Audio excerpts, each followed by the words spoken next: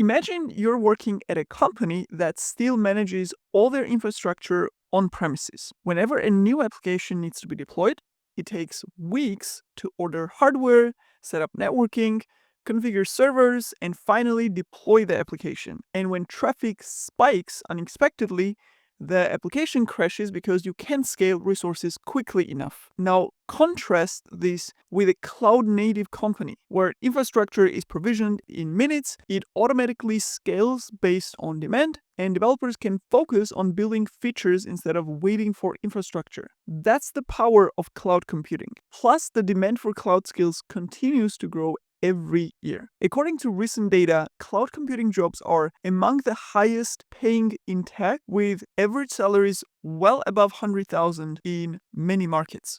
And that's why there are many professionals who are considering becoming cloud engineers, because it's one of the most exciting careers in IT right now. And that's why in this video, I want to give you a structured roadmap of what you need to learn exactly in which order in order to become a cloud engineer. Now, I know many of you want to have a tangible document as a guide next to a video. So to make this even more valuable for you, we created a full cloud engineering roadmap PDF as well, with a bunch of detailed examples to help you as a guide. You can grab it from below the video or just scan this QR code here. And as a thank you from you, I would appreciate your comment about one important thing you learned by the end of this video. First of all, let's start our roadmap with the foundation. Many aspiring cloud engineers ask me, Nana, can I jump straight into learning AWS or Azure without any prior tech experience? Well, technically, yes, but you would be building a house without a proper foundation. Let me explain why this matters. Think about a situation where you're deploying a web application to the cloud and suddenly it's not accessible anymore. Without understanding networking concepts like IP addresses, DNS, load balancing, and firewalls, it will be really difficult for you to troubleshoot the issue. So what are these foundational skills for cloud engineering? First of all, you need a solid understanding of operating systems, particularly Linux. Why? Because most cloud workloads run on Linux. So you should be comfortable with command line, understanding file permissions, basic operations on the operating system, basic shell scripting, and so on. Next, networking fundamentals are very important. When a customer complains that they can't access your application, you need to understand how to check if it's a DNS issue, a routing problem, or perhaps a misconfigured security group. Basic programming or scripting knowledge is also essential. Now, you don't need to be a programmer or a software developer by any means, but you should understand basic coding concepts and be able to write simple scripts to automate tasks, because cloud engineers usually automate a lot of the work. So programming languages like Python is extremely valuable in the cloud space. It's a lightweight programming language and it's used very often for automation. And finally, understanding the basics of databases, both SQL and NoSQL as data storage, will also be a very important component of any cloud application. Once we have these IT fundamentals in place, it's time to understand the cloud concepts. Imagine you are in a meeting where your team is deciding whether to migrate an application to the cloud. Someone asks, should we use IaaS or PaaS or SaaS for this workload? If you don't understand these service models and their trade-offs, you can't really contribute meaningfully to this decision. So start by learning the core cloud concepts, like cloud service models. What is infrastructure as a service, or platform as a service, or software as a service? Understand different deployment models, public cloud, private cloud, hybrid, or even multi-cloud. Understand the core benefits of cloud computing. What is a shared responsibility model, as well as basic cloud economics, cost of cloud, and cost optimization, which is a huge topic in the cloud space. Now, once you've understood these concepts, go ahead and choose a cloud provider that you want to learn. AWS, Azure, and Google Cloud are the big three, but AWS currently has the largest market share, so it's often a good starting point. So you can create a free account and start exploring the AWS UI console. Now, once you log into AWS, you will see a tons of services, and it may be very overwhelming. And it's important to understand that you don't need to learn everything on cloud, every single AWS service, because most of them will probably not be relevant for you. So it's important to know what are the basic, most essential cloud services or AWS services that you need to learn at the beginning. So basically must-haves versus some optional ones. Begin with understanding how to create virtual machines on cloud with compute service like EC2, which is probably like the core of any cloud platform. Provisioning and using virtual machines or virtual servers on the cloud. So learn how to launch instances with different operating systems, how to connect to them, how to SSH into them to access the terminal of that virtual machine, and as well as understand different instance types and their pricing models. Once you're comfortable with EC2 service or virtual machine service on Azure, move to the storage services like AWS S3 bucket or blob storage on Azure. Understand the concept of how object storage actually works, how to create buckets or containers, how to upload files and set permissions. S3 service is a pretty simple one. So once you've understood this, then you can explore networking in cloud, which is also the most essential part of cloud engineering knowledge. On AWS, understand what are the VPCs or virtual private clouds, what are the subnets, route tables, internet gateways, security groups, and this is where your networking fundamentals knowledge from earlier will really help you. Let me give you a concrete example. I once worked with a team that was experiencing slow application performance. Happens very often.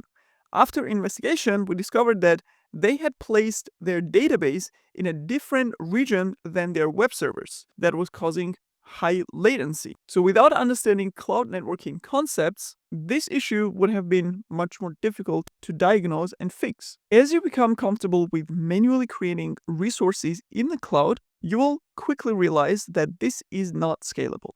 Imagine having to click through the AWS UI console to create hundreds of resources for a production environment. Lots of EC2 instances, all the S3 buckets, and the entire networking configuration. Not only is it time-consuming, but you may also make tons of mistakes or forget some important steps, as we humans usually do. And this is where infrastructure as code, or IAC, actually comes in. Instead of manually creating resources, you basically define your infrastructure in code with tools like Terraform or Pulumi, for example. You let these tools provision the whole infrastructure for you automatically. Now, there are different infrastructure as code tools, including AWS's own CloudFormation, which only works on their cloud platform. So it's better to start with learning Terraform or Pulumi that works for any cloud platform or infrastructure. Terraform, for example, is one of the most popular ones, and it works across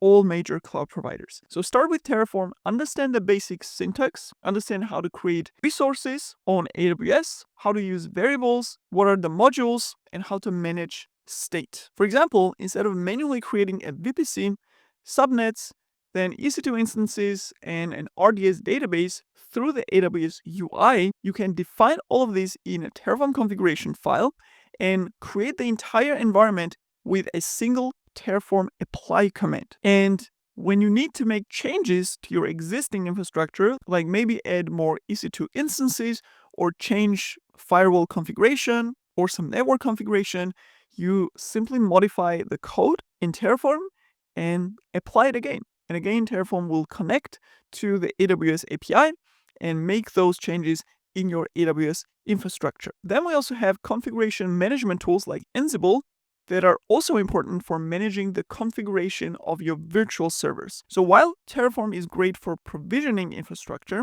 like spinning up servers, configuring various cloud services, Ansible helps you install software packages and configure settings on the existing already provisioned servers, like doing security patches or upgrading versions of installed packages on the operating system, and so on. A practical infrastructure as code use case from many of my projects is where we needed to deploy the same application on multiple deployment environments, like development, staging, and production environments. So by using Terraform and Ansible, we could ensure that each environment was almost identical in configuration, which means when you test your application on development and staging environments, you're much more confident that it will work the same when you deploy it on production environment. And of course, both Terraform and Ansible are covered in detail in combination with AWS Cloud Platform and a bunch of the services that we provision and configure there in our DevOps Bootcamp, because they are essential tools of not only cloud engineers, but DevOps engineers as well. As you progress in your cloud engineering journey, you'll encounter containerization, a technology that has basically revolutionized how applications are packaged and deployed. Think about this scenario. Your development team has built an application that works perfectly on their laptops, but when it's deployed to the cloud environment, it fails with some dependency issues,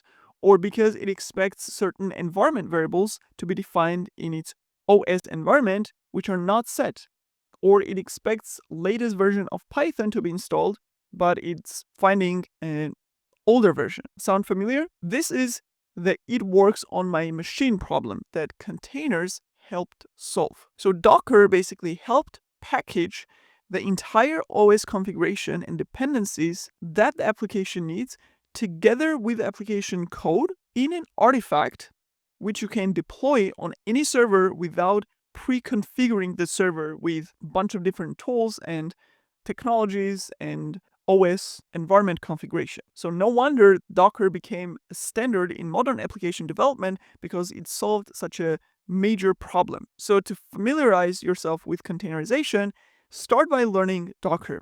Understand what Docker containers are, how they differ from virtual machines, what are Docker images, and some of the basic Docker commands for building and running Docker images as containers. But running individual containers is not enough for production workloads, where you may have thousands or tens of thousands of Docker containers of various microservices and databases and other services that your application needs. You need orchestration to manage those containers at scale.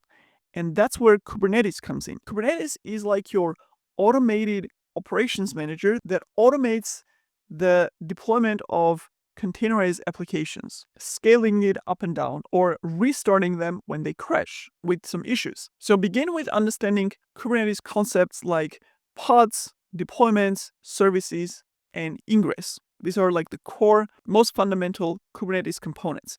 And then learn how to deploy applications to Kubernetes, as well as how to scale them or roll back the deployments if they fail. Now, Kubernetes is a pretty complex technology to install and operate by yourself. So most cloud providers like Azure, AWS, Google Cloud offer what's called managed Kubernetes services, where they basically handle the provisioning of the Kubernetes cluster completely for you, as well as managing the control plane of Kubernetes. So if you want to learn Kubernetes, I suggest to start with one of these managed Kubernetes services like EKS or AKS from Azure or GKE from Google Cloud, rather than trying to set up your own Kubernetes cluster from scratch. Again, another specific example is in one of my earlier projects as a Kubernetes administrator, I worked with a company that was really struggling with scaling their applications during peak times. So they had these traffic spikes basically, and they couldn't handle those traffic spikes with their application. So by containerizing their application and deploying it to Kubernetes, we could automatically scale up the workload during high traffic periods and scaling down during quiet times. So all the effort was put in the initial configuration, but once that was set up, scaling up and down could basically happen with an autopilot.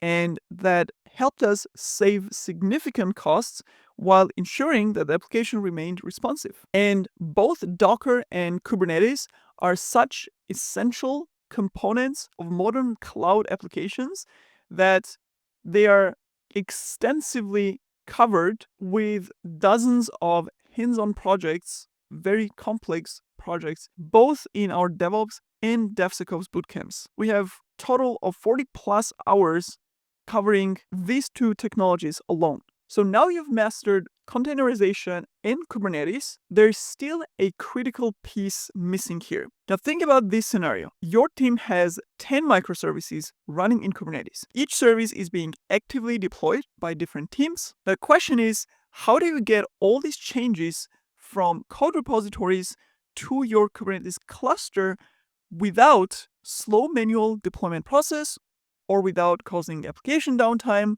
or even worse, without security risk of all 10 teams having direct access to the cluster to deploy their changes, and risk that one team may mess up the entire cluster for everyone else with some misconfigurations. And this is exactly where CI/CD pipelines come in. They serve as a bridge between your application code and your Kubernetes infrastructure or deployment environment. Imagine your development team has just completed a new feature. With a proper CI/CD pipeline, here is what happens automatically. The code is built and tested. A new Docker image is created with the code changes. The image is tagged and pushed to a container registry. Kubernetes manifest files are updated with the new image version. The application is deployed to Kubernetes using the appropriate deployment strategy, like rolling update or blue-green or canary deployment. The deployment is validated with automated tests. And finally, the monitoring confirms that everything is working correctly with the new deployment. Now, without this automation, you'd be manually building the images, updating the manifest files, applying the changes to your cluster, a process that's not only time-consuming every time you need to deploy your application changes, but it's also extremely prone to human error, which means CI/CD automation is an extremely important part of software development and deployment workflow. So as a cloud engineer, you need to start by understanding the concepts of CI/CD and the overall software delivery lifecycle. Once you understand those concepts, then you can get hands-on and learn one specific CI/CD tool like GitHub Actions or Jenkins or GitLab CI. For comparison, Jenkins is a more legacy or traditional tool, which many engineers dislike because it's not as modern and user-friendly, but it's somehow still the most widely CI/CD tool out there. So there's still a lot of demand for Jenkins knowledge. GitHub Actions or GitLab CI, on the other hand, are more modern alternatives, which are also widely used in more modern projects. So you can pick either one and create a basic pipeline that automatically builds, tests, and deploys an application when changes are pushed to the code repository. And in the context of this simple demo project, you will understand the concepts like pipeline, stages, jobs, artifacts, pipeline as code, and so on. I worked with a team that reduced their deployment time from 27 days to 3.5 hours by implementing a proper CI/CD pipeline. That's how efficient this can make your work. More importantly, the reliability of their deployments actually improved significantly because we had far fewer production incidents that were related to deployments. Now, speaking of improving your development workflow, we also need to talk about code reviews, often a hidden bottleneck in the CI/CD process. And that's where CodeRabbit, our sponsor for this video, comes in. CodeRabbit is an AI-powered code review tool that analyzes pull requests to identify potential issues and provides actionable suggestions based on that analysis. Recently, they have introduced free AI code review directly in Visual Studio Code and its forks like Cursor and Windsurf. This means that you can catch and fix issues immediately while coding, reduce PR back and forth, which speeds up your workflow, and submit pull requests with more confidence. By the way, using CodeRabbit doesn't mean replacing human reviewers. It makes them just more efficient by handling the tedious parts and highlighting what truly needs human attention. For cloud engineers specifically, this means faster validation of your infrastructure code to identifying issues and ensuring best practices. If you want to try it out, you can simply install CodeRabbit in your IDE. I will leave the link in the description. Now let's continue with the roadmap. So understanding CI/CD is important for cloud engineers because it bridges the gap between development and operations and helps your teams deliver the code changes, the application changes much more frequently and faster, and even with fewer bugs to the end environment. And because CI/CD concept and knowledge is so important, it's also the core of DevOps. And that's why we cover CI/CD in the deepest detail. It probably has the most amount of projects dedicated in the both DevOps and DevSecOps bootcamps with both Jenkins and GitLab CI to also learn the comparison between these two types of CI/CD tools. And those projects start from basic to extremely advanced, production grade, very complex CI/CD workflows. Now, you may be asking, wait, why do I need to learn CI/CD as a cloud engineer? Is this not handled by software developers or DevOps engineers? At first glance, CI/CD might seem like something only DevOps engineers or software developers need to worry about, so nothing that cloud engineers would actually have to work with. But in reality, in many companies, in many projects, CI/CD is actually the core part of working with cloud infrastructure. And here's why it matters to you as a cloud engineer. First of all, even if a DevOps engineer or a developer writes the pipeline code and configures the CI/CD pipeline, it's usually your infrastructure, Kubernetes clusters on cloud, EC2 instances, S3 buckets, bunch of cloud services, and so on, that they are deploying to. So you need to understand how those deployment workflows work so that you can set up proper permissions and IAM roles or monitor and fix deployment problems from the CI/CD pipeline to the end environment, handle rollbacks if something in deployment goes wrong. So a lot of this CD part of that release pipeline is actually something that you will be involved in with your expertise. Second, as a cloud engineer, you're not just managing infrastructure, you're often writing infrastructure as code with tools like Terraform or Pulumi to provision infrastructure at the beginning, but later to keep it up to date and do configuration changes, upgrades, and so on. And guess what? Those Terraform or Pulumi or Ansible code changes also get deployed and tested through CI/CD pipelines. So in modern cloud world, with the concept of GitOps, the infrastructure code is treated the same as the application code. So with CI/CD, you can automate infrastructure changes, catch mistakes early, as well as keep all your environments like development, staging, and prod environments consistent. So they don't end up having completely different configurations, which will make testing for production more difficult. So CI/CD is not just about application code. It's about how everything gets deployed. Applications, infrastructure updates, cluster updates, configuration changes on the servers, and so on. So as a cloud engineer, you need to be comfortable with CI/CD, just like DevOps engineers or software developers, so that you can build, scale, secure your modern cloud systems. As you deploy more complex applications to the cloud, you need to ensure they're running correctly and troubleshoot issues when they arise.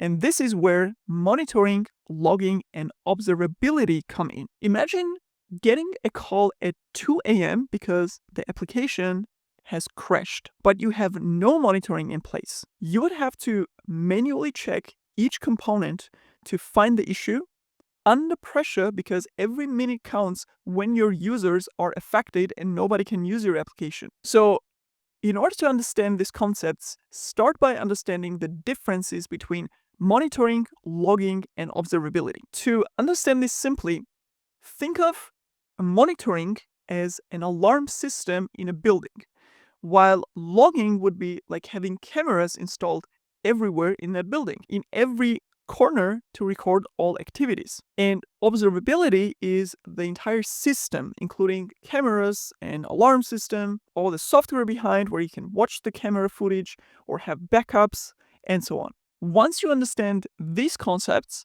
then you can go and explore specific monitoring solutions like open source Prometheus stack or cloud-specific ones like CloudWatch from AWS. Then you can check specific logging solutions like Elasticstack with Elasticsearch, Fluentd, Kibana, or CloudTrace from AWS. Learn how to set up monitoring dashboards that have all the key information that you need at one glance, as well as configure alerts that proactively notify you whenever something out of ordinary happens in your systems, and configure automated responses to common issues. Understand the concepts like metrics and logs, traces, and how they all work together to provide a complete picture of your application's health. For example, a proper observability setup might include having metrics that show system performance and request rates and error rates in your applications and so on. Alerts that notify you when something goes wrong. Dashboards that give you a visual overview of your system health. Logs that are providing detailed information about specific events that are happening in your application, or having traces that show the path that every request goes through in your distributed microservices application. I once worked in a project where engineers were constantly firefighting production issues. It was a complete mess. By implementing proper monitoring and observability, they could detect problems proactively before users reported them, and often fix the issues before they caused any crashes or outages, which obviously made everyone's lives much easier. Now, we teach all of this in both DevOps and DevSecOps bootcamps, because monitoring is not only important for keeping your system stable, but also extremely important in security. So we covered this in detail in both bootcamps, including automated fixes when issues happen. So we use Prometheus stack for monitoring infrastructure, Kubernetes cluster, third-party services inside the cluster, and even our own application using a Prometheus library. So learning how to do monitoring on all levels of the system, not just the application and the infrastructure, but really at each single layer. In DevSecOps, we use AWS-based observability services like CloudWatch and CloudTrail, and even learn how to auto-fix an issue when it's detected automatically in the cloud infrastructure. And all of these in deepest detail for proper understanding. These are actually one of the most complex and advanced topics. So there is a huge value in learning all of these tools and how to configure them properly for your applications. And it's especially important to learn them easily to save yourself some pain and being overwhelmed by its complexity. Now, have we forgotten security?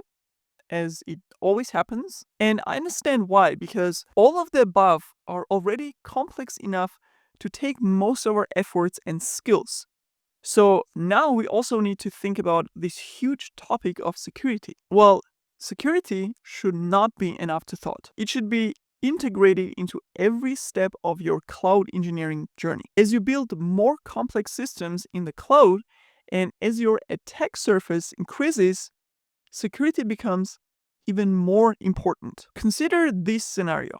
Let's say our company has just experienced a data breach because an S3 bucket was accidentally made public. We didn't have security checks in place, so among our hundreds of buckets and super complex infrastructure setup, one single misconfiguration slipped through production where we forgot to lock down one of the S3 bucket accesses. Now, our company is facing potential regulatory fines, we've lost our customer trust, and we're investing countless hours in remediation work. This is why cloud security matters. And security is extremely hard because we need to lock down and secure every single point of access in our systems, while the hackers, the bad actors, only need one entry point, one accidentally forgotten configuration, one security loophole. So that offense is much easier than the defense in the game of security.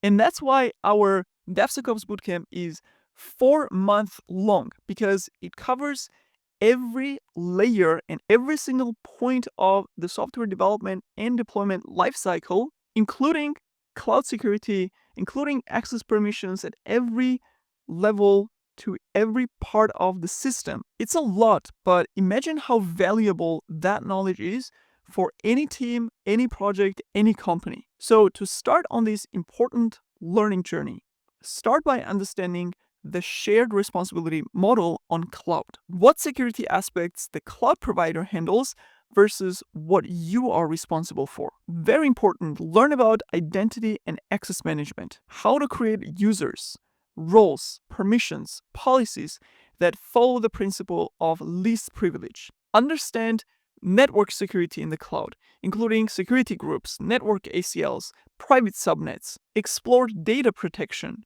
including encryption at rest and in transit. Learn about key management and secure storage options. Also learn about security compliance frameworks that are relevant to your specific industry. So for example, a well-secured cloud environment might include IAM policies that grant minimal necessary permissions to both human and system users, network security that restricts access to resources, encryption for sensitive application and system data, regular security audits and vulnerability scanning, automated compliance checks. I worked with a financial services company that needed to meet strict compliance requirements, which are specific to different industries. By implementing very important cloud security controls and using services like AWS Config and Security Hub, they built a system where they could continuously verify compliance,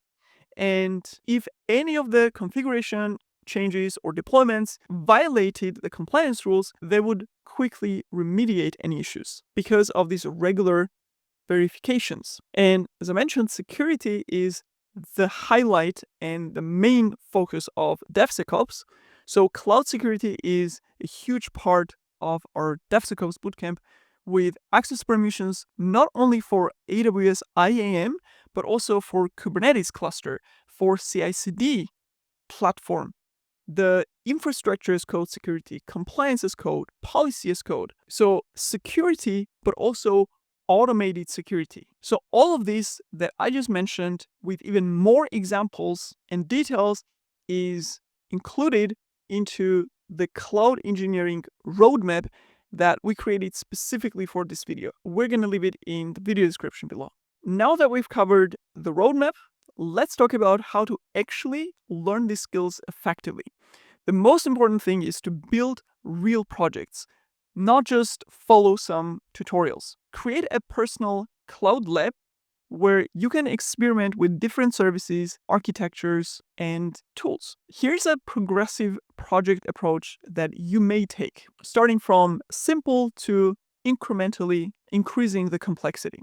First of all, start by deploying a simple static website to S3 bucket or Azure storage if you're on Azure. Then in the next step, move to hosting a dynamic web application on EC2 instance, or again Azure VMs on Azure, so that you can practice the basic and fundamental concepts and services of cloud platforms. Once you have that, in the next step, you can refactor your application to use managed services like RDS for the database. Then you can implement the infrastructure automation for all of these things that you've built manually in the cloud, and you can use a tool like Terraform for that. So learn the basics of Terraform and learn practically how to create a basic cloud infrastructure to give you exactly what you need for the steps 1 to 3. After that, as a next step, go ahead and containerize your application and deploy it to a managed Kubernetes cluster like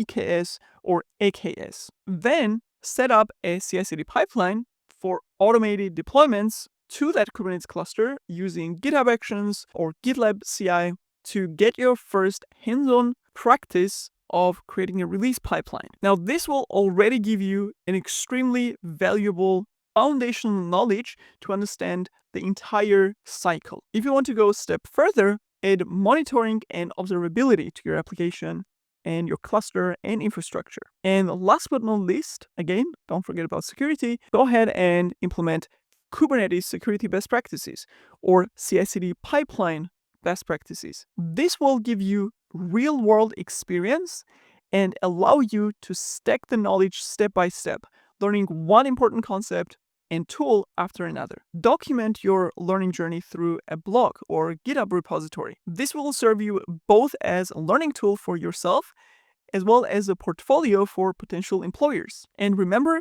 cloud technology evolves rapidly, so set aside regular times to stay updated with new services and features and concepts that become important in the field. Now, while hands-on experience is the most important and absolutely irreplaceable, certifications can validate your knowledge and help you get past some HR filters. So it definitely has an advantage and value to get those certificates. And each cloud provider actually has their own certificates, like AWS Certified Cloud Practitioner or Solutions Architect certificates, or for Azure, you have Azure Administrator Associate, you have Google Cloud Associate Engineer, and so on. Now, very important, don't just memorize answers for the exams in order to get those certificates. Really focus on understanding the concepts and implementing them in real projects. The certification should be just a validation of the skills that you actually possess, not just a piece of paper that you somehow managed to get by memorizing answers to the exam.